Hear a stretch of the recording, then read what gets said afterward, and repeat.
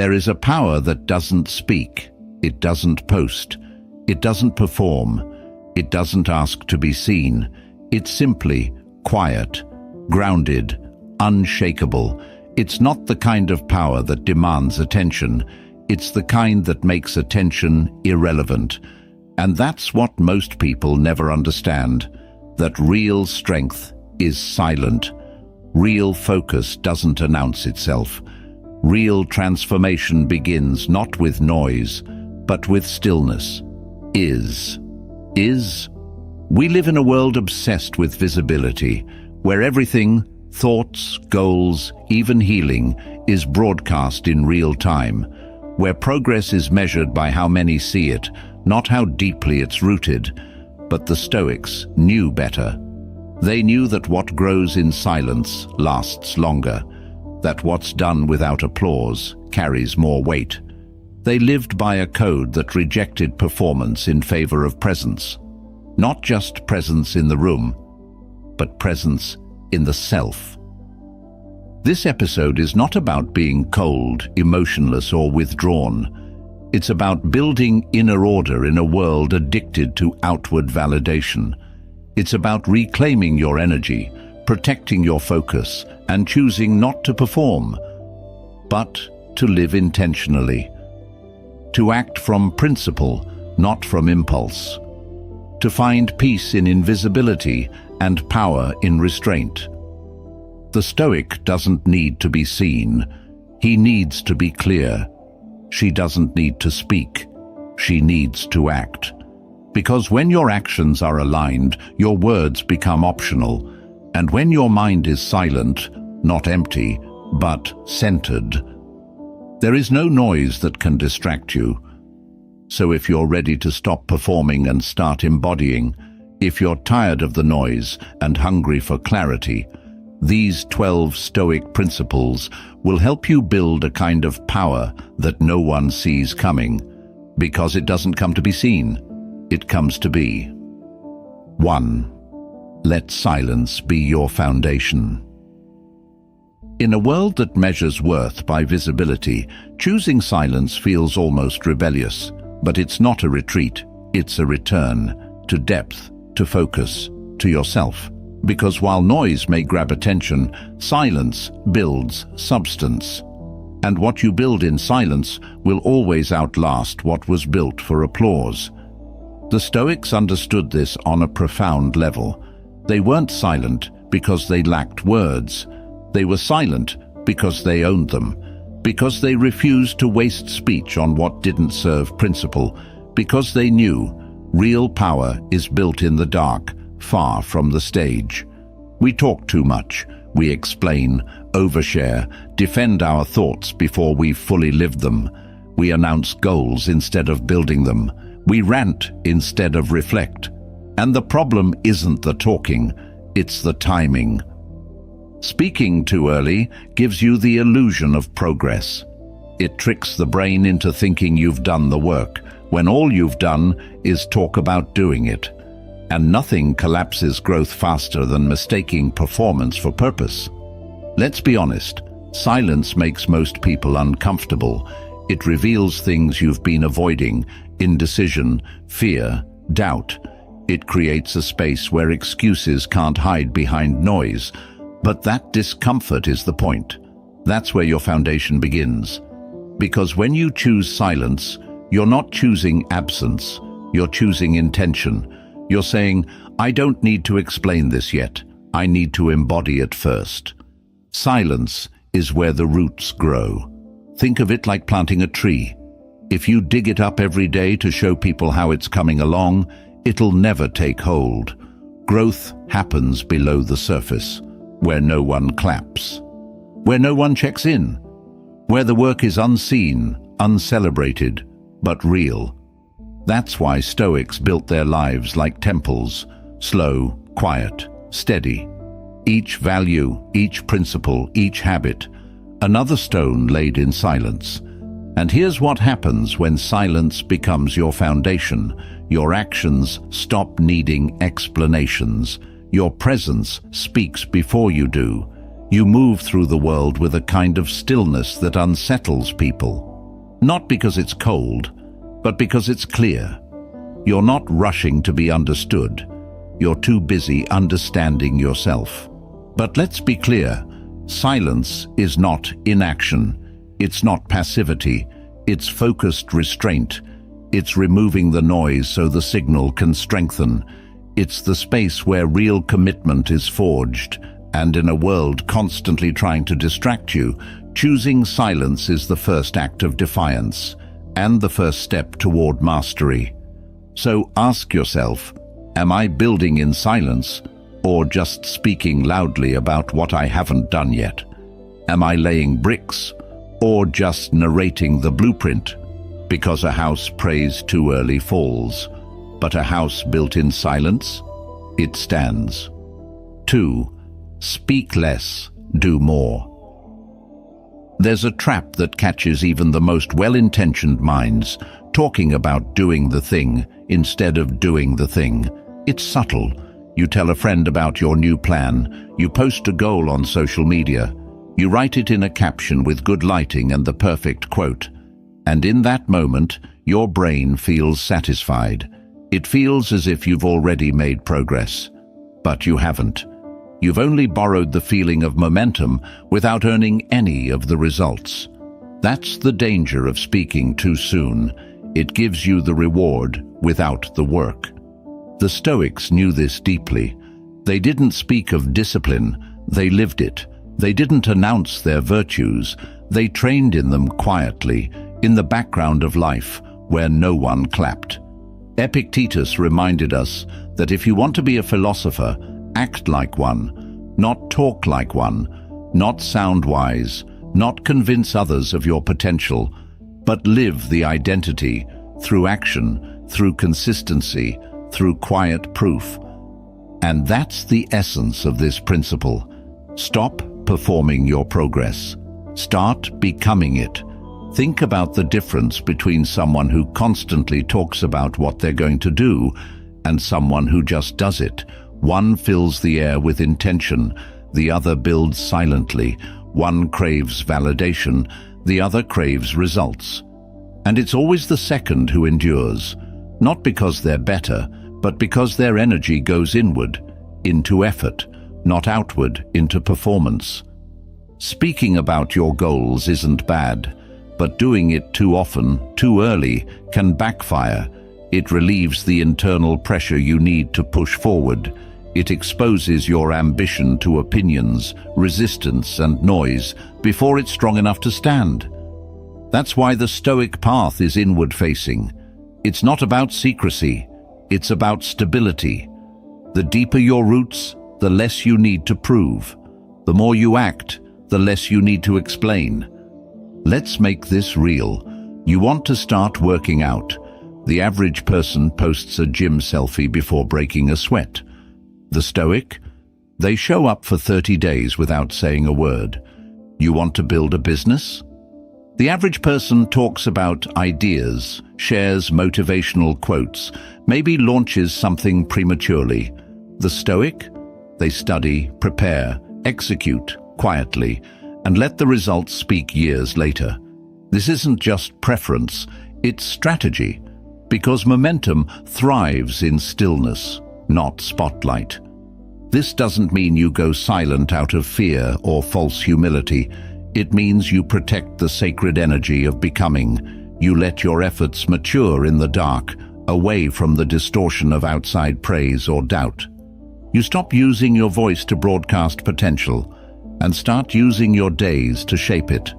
And here's what happens when you speak less and do more. You become undeniable, not because you convinced anyone, but because your results walked into the room first. You carry a different kind of presence, not loud, but weighty. People feel it in how you move, how you decide, how you no longer need to explain who you are, because your work already has. So ask yourself, where am I leaking energy through talk? Where am I narrating a story I haven't lived yet? And what would happen if I just shut the door, put my head down, and got to work, quietly, consistently, and relentlessly. Because in the end, the ones who carry the weight are the ones who don't need to talk about it. 3. Don't share the seed, water it. Every idea, every goal, every dream you have is a seed, fragile at first, needing care, protection, and time. But most people never let their seed take root because they expose it too early. They announce it, show it off, talk about what it will be before they've given it a chance to become anything at all. And in doing so, they rob it of its most vital stage, the dark, quiet phase of unseen growth. The Stoics knew the danger of premature exposure. They didn't parade their intentions. They protected them. They nurtured them in solitude. Because they understood a deep truth about life and nature. Roots form in silence.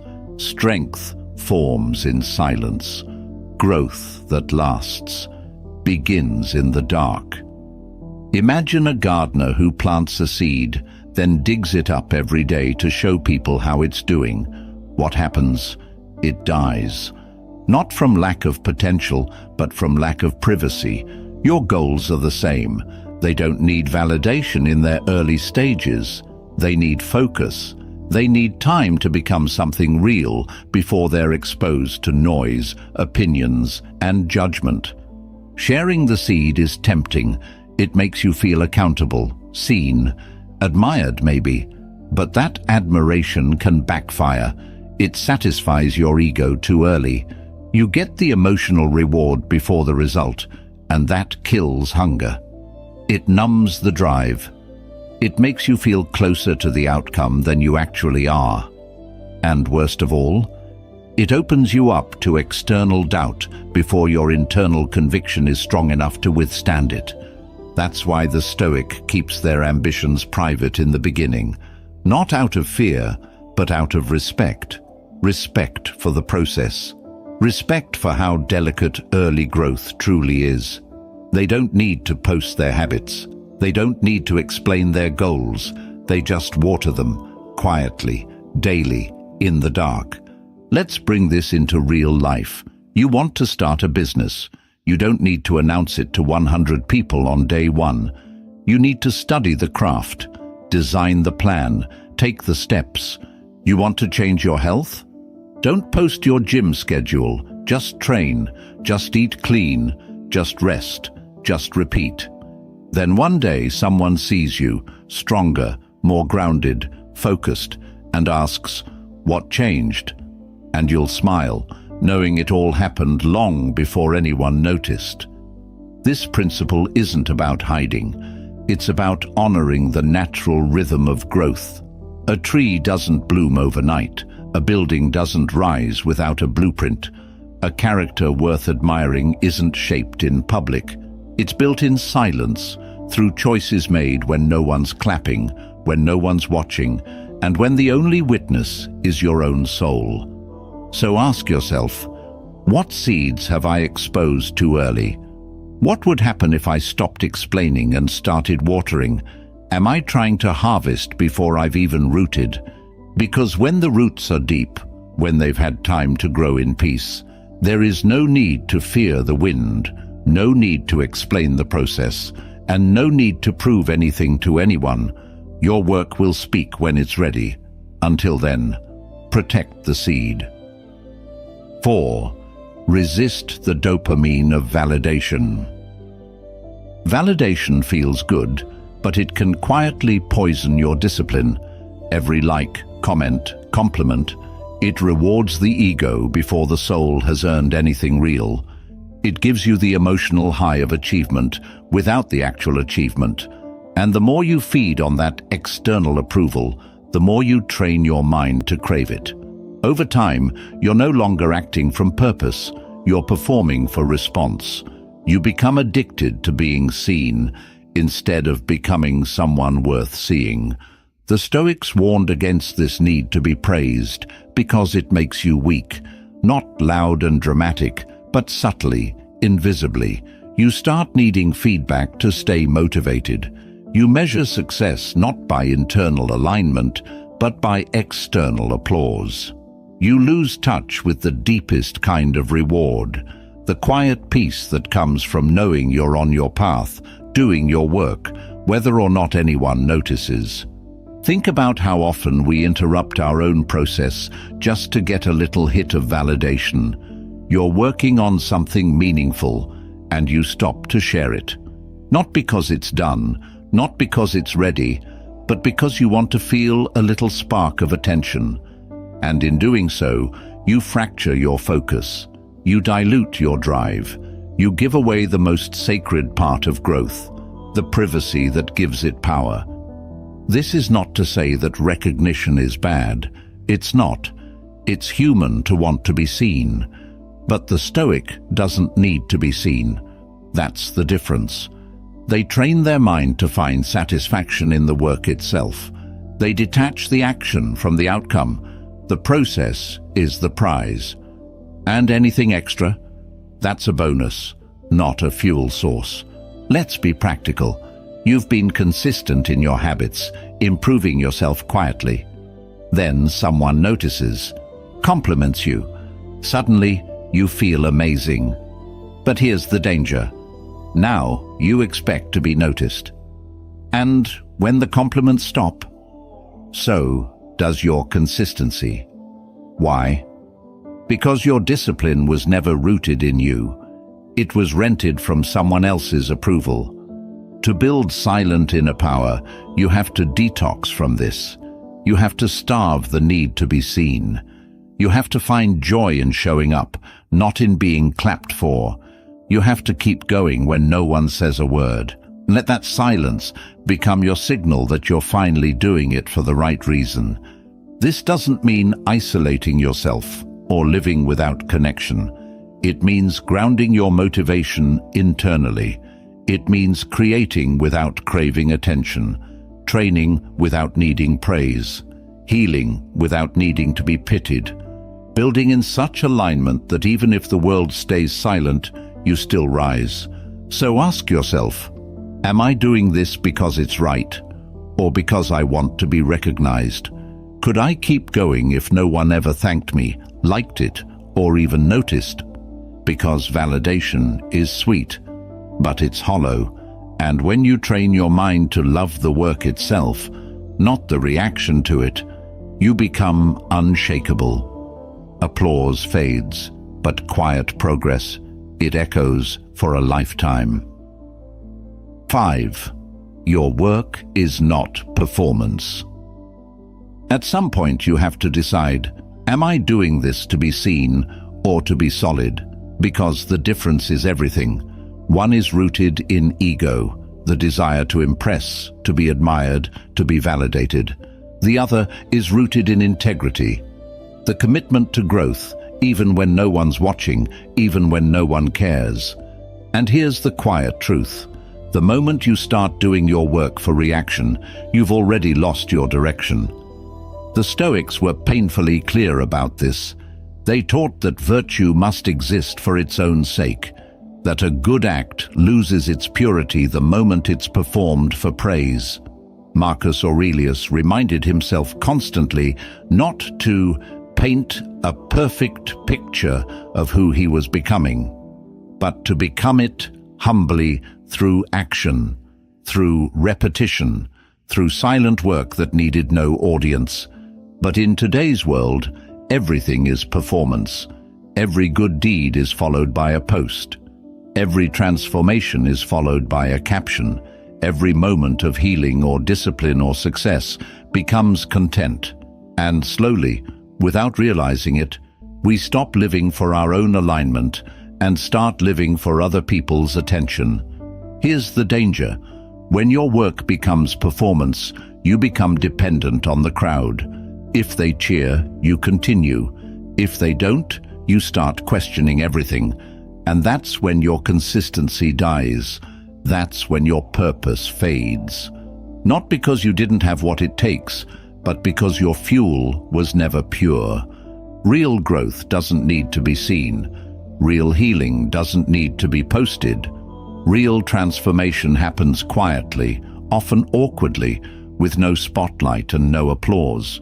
Let's say you're helping others, mentoring, supporting, guiding. If you're doing it to be seen as wise or kind, then what happens when no one acknowledges your effort? You burn out. You resent. But if you're doing it because it aligns with your soul, then the result is irrelevant. You showed up because it was right, not because it would be rewarded. Or maybe you're learning, reading, improving yourself. If your drive is to appear intelligent, you'll never take risks. You'll only speak when you're sure you'll sound smart. But if your goal is truth, if you're genuinely committed to wisdom, you'll embrace the awkward moments, the silent hours, the slow mastery, because your pursuit is rooted in something deeper than performance. It's rooted in becoming. This doesn't mean you can't share your journey, but you have to be honest. Why am I sharing this? To serve or to be celebrated? Because the ego is sneaky. It can turn even noble actions into theater if you're not careful. The Stoic response: return. Return to intention. Return to the quiet. Let your actions be enough. Let your habits speak louder than your words. Let the result become your voice, not your marketing strategy. Because the moment you free yourself from the need to be impressive, you finally become real. So ask yourself, if no one ever saw me do this, would I still do it? If no one clapped, no one cared, no one responded, would I still choose this path? Because when you stop working to be seen and start working to be aligned, that's when everything shifts. That's when the noise fades and the power begins. 6. Anchor your discipline in solitude. True discipline isn't forged in noise. It's built in stillness, not in the rush of praise or the pressure of deadlines, but in the quiet spaces where no one is checking on you, no accountability partner, no audience, no applause, just you. And the question, will I do what I said I would do, even when no one will ever know? That's where real discipline begins. In the solitude where excuses echo loudest and you still choose to move anyway. We're taught to associate discipline with external structure: alarms, routines, reminders, gym partners. And while those can help, they're not the foundation, they're scaffolding. The Stoics understood that the most reliable discipline is self-generated. Epictetus lived in poverty, with no privilege or comfort, and yet became one of the clearest voices in philosophical discipline, because he trained his mind in isolation, in difficulty, in solitude. Solitude strips you of excuses. It reveals your true level of commitment. There's no one to impress, no one to disappoint, just you and your word. And that's where it gets real, because in that space you can no longer lie to yourself. You either act or you don't. And that brutal honesty, that's a gift, because it forces you to build strength from the inside out. Think about early mornings. The alarm goes off. It's dark. No one's watching. No one will know if you stay in bed. That moment, it's sacred, because how you respond when there's no audience determines who you become when there is one. Or imagine working on your craft, your writing, your business, your health, when there's no deadline, no pressure, no spotlight, just your own standard, your own hunger. That's where the disciplined are separated from the distracted. And yes, solitude can be uncomfortable. It can bring up the voices you've been avoiding: fear, doubt, hesitation. But those voices aren't the enemy. They're signals, invitations. When you meet them with stillness instead of distraction, you begin to understand yourself. You begin to train your focus. You begin to turn your mind from a battlefield into a fortress. The modern world hates solitude. It fills every silence. Every free moment is met with a screen, a scroll, a sound. But if you want real inner power, you have to reclaim that quiet. You have to protect it. Carve out time where it's just you and the work. No commentary, no broadcasting, just presence. Because when you anchor your discipline in solitude, it becomes yours.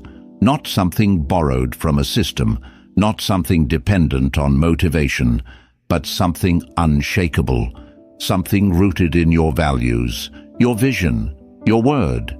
So ask yourself, when was the last time I practiced discipline with no external reward?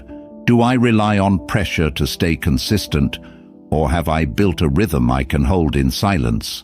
Who am I when it's just me and the work?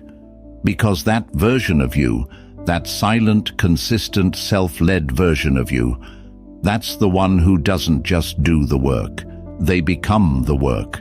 And once your discipline lives in solitude, the world can't take it from you. 7. Detach from praise. Praise is seductive. It feels like proof, like progress, like a green light that says you're on the right track. But if you're not careful, it becomes a leash, one so subtle you don't realize it's there until you stop moving.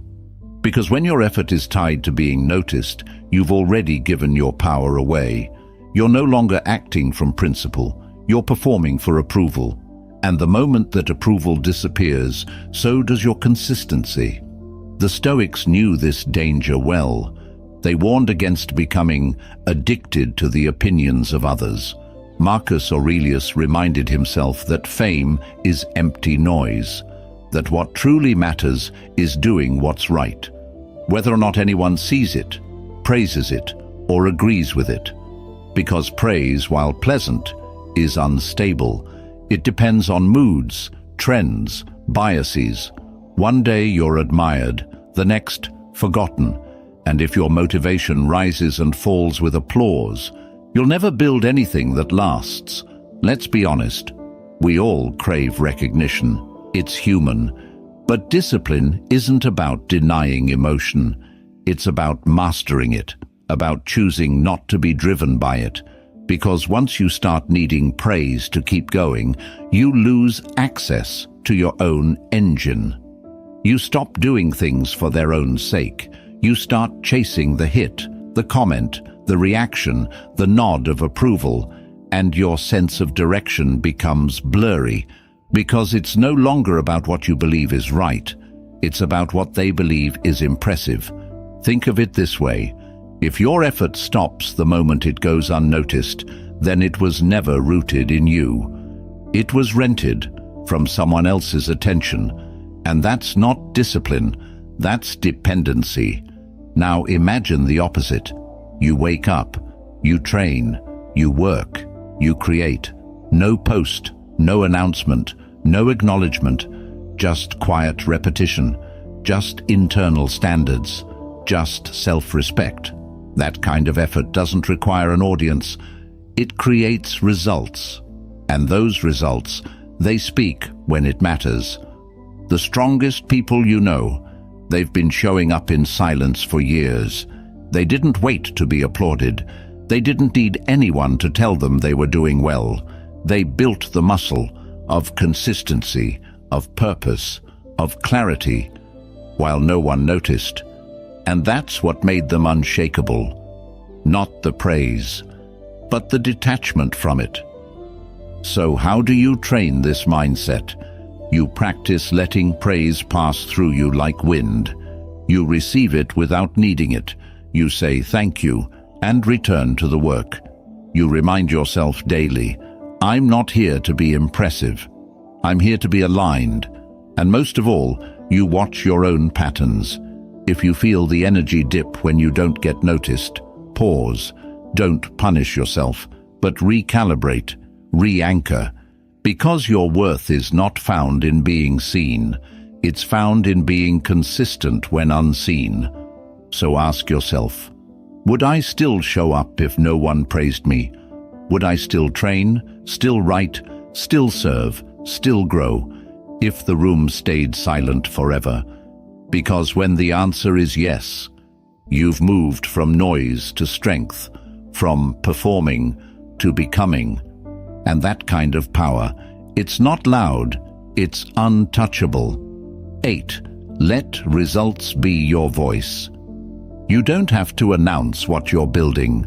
You don't have to prove your worth through speeches, status updates, or perfectly crafted declarations. If what you're doing is real, if it's rooted in clarity, aligned with purpose, and backed by discipline, the results will speak for you, loudly, quietly, irrefutably. This is the Stoics' code. Let your work do the talking. Marcus Aurelius didn't post progress updates on his virtues. He lived them. He wrote in private, acted in silence, and left behind a legacy not because he broadcast it, but because he embodied it. That's the difference. The person who seeks applause speaks first. The person who builds speaks last. Or not at all. Think about it. When someone truly changes, do they need to explain it? You can feel it in their presence, their energy, their consistency. No campaign, no announcement, just quiet, sustained evidence. Their results walk into the room before they do, and suddenly everything is different. This is not about pride, it's about direction. When you use energy trying to be understood, trying to convince people to believe in what you're doing, you leak power. You shift your focus from building to branding, from integrity to image. And that shift, even if it feels small, will always pull you off course, because it turns your work into performance instead of purpose. Let's be honest, the temptation to explain is strong, especially when you're growing in ways that others can't yet see, especially when you're breaking patterns they're still living in. But explaining your growth to people who aren't ready to hear it is like yelling into the wind. It changes nothing and exhausts you in the process. The Stoic strategy: don't explain. Build better boundaries. Build healthier habits. Build stronger focus. And let those things do the talking. Not with noise, but with weight. Let your presence, calm, grounded, consistent, become your proof. Think of the builder who lays bricks every day. She doesn't need to say a word. One day, a house stands behind her, solid, real. That's what your discipline does over time. It creates results so undeniable that no one needs convincing. And more importantly, you don't need convincing, because you've seen what silence, effort, and patience can create. So if you feel the pull to justify, to post, to prove, pause. Remind yourself, the most powerful words are the ones you don't have to say. Let your fitness speak through your energy. Let your learning speak through your wisdom. Let your healing speak through your peace. Let your results walk into the room and say everything for you. So ask yourself now, am I building or just broadcasting? Am I moving in silence or waiting to be seen before I move? Because the Stoic doesn't move to impress, they move to build. And once it's built, there's nothing left to prove. 9. Master your emotions before they master you. Your mind is a kingdom, and emotions are its visitors. They arrive unannounced. Anger bangs at the door, pride slips in through the cracks, anxiety whispers from the shadows. And if you're not careful, they don't just visit. They take over. They start making decisions. They steer the car, and before you know it, you're saying things you regret, doing things you can't explain, and wondering how you lost control. The Stoics never said, "Don't feel." They weren't robots. They felt deeply, but they refused to be ruled by those feelings. Their discipline came not from suppression, but from command. Epictetus taught, "It's not what happens to you, but how you react to it that matters." And that principle, that razor-sharp gap between stimulus and response, is where freedom lives. Because emotions aren't the enemy, but undisciplined emotions, Those are dangerous. Anger becomes destruction. Fear becomes paralysis. Desire becomes distraction. Left unchecked, they hijack your values. They bend your actions away from who you want to be and into who you swore you'd never become. Think about how many good intentions die at the hands of emotion. You wanted to respond with patience, but your pride snapped first. You planned to stay disciplined, but your anxiety convinced you otherwise. You wanted to forgive, but resentment felt more powerful in the moment. That's not weakness. That's a lack of emotional strategy. So what's the Stoic approach? Feel everything. Obey nothing. Let the emotion rise. Observe it. Study it. Don't rush to push it away, but don't hand it the keys either. Let it burn without letting it scorch your future. The Stoic doesn't suppress the fire. They hold it. They use it. It becomes warmth, focus, fuel, not flames. It starts with awareness. The moment you feel triggered, pause, breathe, ask, what part of me is being threatened right now, my ego or my essence? You'll be surprised how often your emotional reactions are just unexamined fears dressed up as truth. And from there, redirect. Not with force, but with discipline. Anger can become clarity. Fear can become preparation. Sadness can become depth. But only if you take control before the emotion does. In practice, this means journaling when your mind feels cloudy, moving your body when emotion gets trapped, speaking less when your feelings are loud, creating rituals that ground you, morning routines, quiet walks, stillness after conflict. These are not luxuries. They are tools, shields, anchors, because once your emotions master you, they define your life.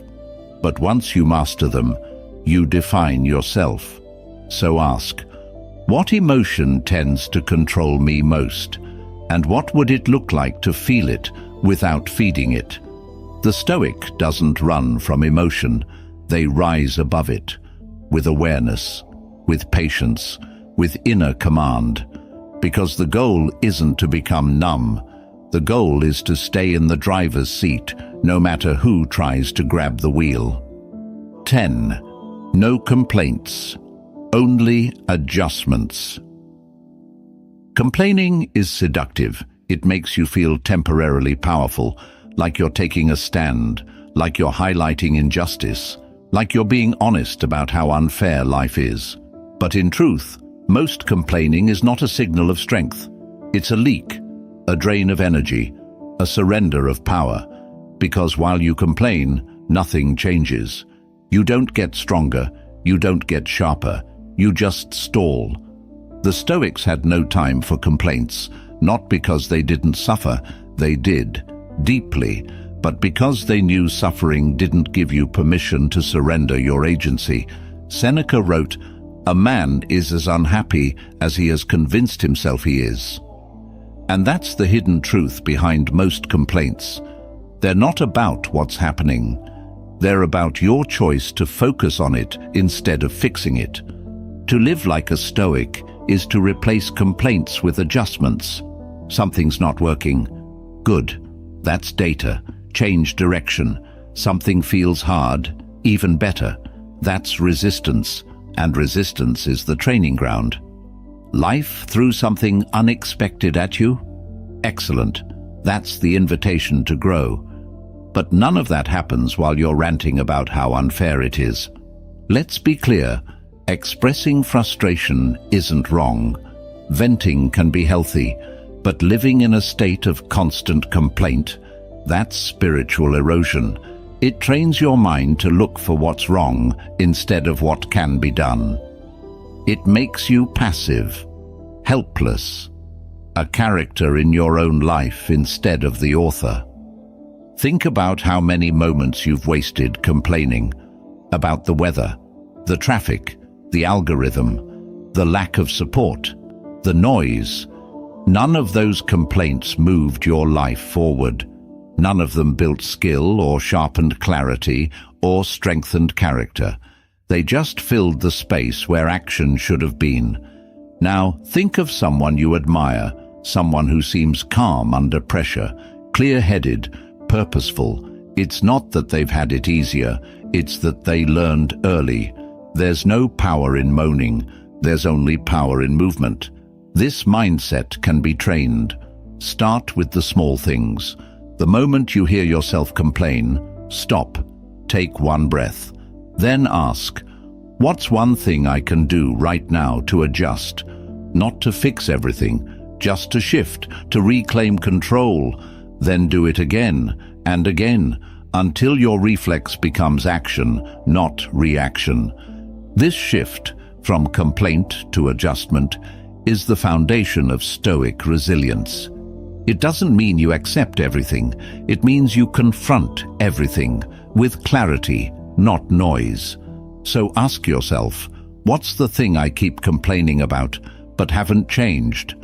What energy am I wasting on noise that could be redirected into movement? Because every complaint is a missed opportunity, and every adjustment, it's another brick in the house of your self-respect. Complain less, adjust faster. That's how you stay in motion, even when the world tries to slow you down. 11. Own only what you can control. There's a weight we all carry, but most of it isn't ours. We worry about what others think. We try to fix what's out of reach. We internalize things we didn't cause, can't change, and were never responsible for. And little by little, that weight drags us down. Not because life is heavy, but because we're holding what was never ours to begin with. The Stoics drew a clear line between what is within our control and what is not. And to them, peace, real, grounded, resilient peace, was only found on the side of that line where you hold the reins, your thoughts, your actions, your words, your attitude. That's yours. Everything else? The weather, other people's opinions, the economy, the past. That's not yours. That's not your domain. Epictetus put it plainly. Some things are up to us, and some things are not. That single sentence can set you free, if you have the discipline to live it. Think about how often your stress comes from things you can't control. A delay, a criticism, a rejection. You react as if reacting will change it. You carry it as if carrying it will fix it. But it doesn't. It just robs you of clarity. It clouds your judgment. And worst of all, it distracts you from the one place where your power actually lives, your response. To live as a Stoic is to constantly ask, is this mine to hold? If yes, own it fully. No excuses, no deflection, just full accountability. But if it's not yours, release it. Not because it doesn't matter, but because it doesn't belong in your hands. This mindset is radical in its simplicity. You're anxious about how someone perceives you? Ask yourself, did I act with integrity? If yes, let it go. You're frustrated by circumstances? Ask yourself, what part of this can I influence? Focus only on that. The rest? Irrelevant noise. You're upset at yourself for how something turned out? Ask, did I give my best with what I knew at the time? Learn, adjust, move. It's not indifference. It's clarity. And clarity is freedom. When you take responsibility only for what's yours, your effort, your principles, your words, your life simplifies. The mental clutter fades. You stop being a prisoner of other people's moods and choices. You stop reacting to everything. You start choosing how to show up, how to move forward, how to lead yourself. And that, right there, is what freedom actually is. Not controlling the world, but refusing to let the world control you. So ask yourself, what am I currently carrying that doesn't belong to me? What would my day feel like if I focused only on what's in my hands and let go of the rest? Because freedom doesn't begin when you gain control. It begins the moment you stop needing it and take full ownership of what's already yours. Shut the door on distraction, pick up your responsibility, and move forward, lighter, sharper, stronger. 12. Live like no one is watching because they aren't. You think they're watching, you think they're judging, you think everyone's paying attention to your mistakes, your progress, your transformation, but here's the quiet truth: they're not. Most people are too busy thinking about themselves, their worries, their image, their story.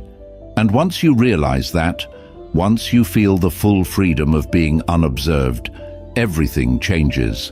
You stop performing, you start living.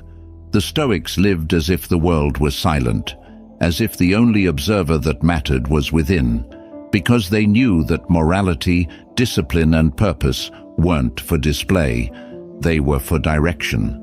Marcus Aurelius reminded himself, "Be indifferent to what makes no difference." And the gaze of others? Their fleeting approval or passing judgment, that makes no difference to the soul that knows itself. But many of us still live like the camera's always on.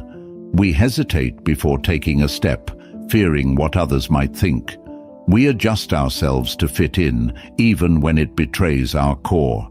We censor our growth so it doesn't make others uncomfortable. And without realizing it, we become a version of ourselves made not from truth, but from performance. This is the trap. When you believe someone's always watching, you live to be understood. You over-explain, you overcorrect, you overthink. But when you remember the truth, that most eyes are facing inward, not outward, you can finally release the pressure. You can reclaim the space to grow imperfectly, to stumble freely, to rise without needing a witness. Living like no one is watching doesn't mean living recklessly. It means living with integrity, doing the right thing not for applause, but because it's aligned. Choosing discipline not because it looks good, but because it feels right. And most of all, building a life that makes sense to you, even if no one else gets it. Let's be honest, this world is noisy. It tries to pull you into comparison, into performance, into the endless loop of approval seeking. But the Stoic breaks that loop with a single decision: I will live for truth, not attention. So what does that look like? You follow your morning routine even when it's invisible. You keep your promises to yourself even when no one checks in. You speak less. You react less. You move slower, not to impress, but to align. Because that's what real power is. Integrity without audience, peace without permission, movement without marketing. So ask yourself, what would I do differently if I truly believed no one was watching? What choices have I delayed because I feared misunderstanding? Because once you let go of the imaginary crowd, you stop living for applause and start living with presence. No performance, no pretending, just practice, just presence, just you, becoming. Real power doesn't need an audience. It doesn't need applause, approval, or permission. It moves in silence. It grows in solitude. It rises without announcement. That's the Stoic way, not to be seen, but to be solid. Not to impress, but to embody. And in a world obsessed with noise, performance, and visibility, that kind of inner power is rare and unstoppable. These 12 principles aren't just ideas. They're anchors. They're tools for reclaiming your energy from the opinions of others, for building a life rooted in action, not announcement, for letting your results speak while you stay grounded in your work, your vision, your silence. Because the moment you stop performing, you start progressing. The moment you stop explaining, you start becoming.